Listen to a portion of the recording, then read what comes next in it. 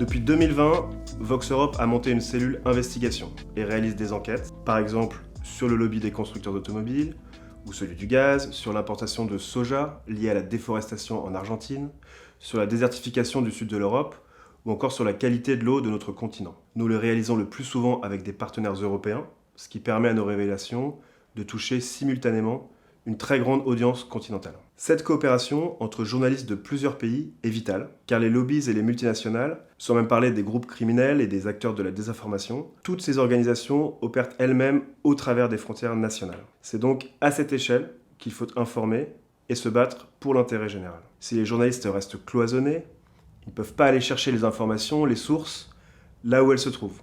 Et il manque de force de frappe pour sortir ces gros sujets qui prennent du temps et qui coûtent très cher. Chez Vox Europe, nous sommes notamment spécialisés dans les enquêtes sur la finance verte, un enjeu qui est fondamental pour réussir la transition écologique, mais qui se révèle trop souvent être du pur greenwashing. Notre travail, sur un projet industriel de Michelin qui avait été financé par des obligations vertes, avec l'aide de la banque BNP Paribas, nous a notamment valu, en 2023, un grand prix d'investigation, le prix Lorenzo Natali. Ce travail sur la finance verte, on le poursuit avec des journalistes et des partenaires spécialisés de plusieurs pays, parce que là encore, les montages financiers sont complexes, les entreprises concernées sont des multinationales tentaculaires qui savent très bien jouer des avantages que peuvent leur procurer la législation de tel ou tel pays. Ça prend du temps, donc c'est très cher, et c'est également périlleux pour nous, car on enquête sur des acteurs qui ont beaucoup de moyens financiers et qui peuvent nous mettre la pression, par exemple